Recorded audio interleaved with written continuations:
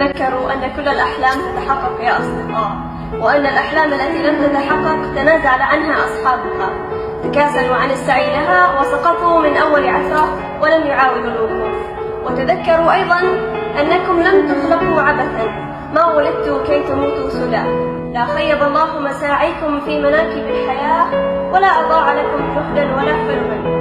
ذلك الحلم الذي تظنوه صعبا بعيدا مستحيلا، وتنسون أن للآمال من يحققها، للمعجزات من يصنعها، وللدعوات من يجيبها ويجعلها حقا. عندما يبقى الأمل تحت أزقة الظلام، تذكروا أن هناك رب يمرر لكم ما تشاءون، فقط ضعوا إيمانكم في خالقكم. فلكم حق التمني وهمة السعي وحسن الظن، ولله سر التوقيت وسر الإجابة وسر الدهشة. لا تتخلوا عن أحلامكم مهما بدت لكم مستحيلة، فمن يسعى بصدق خلف هدفه متوكلا على الله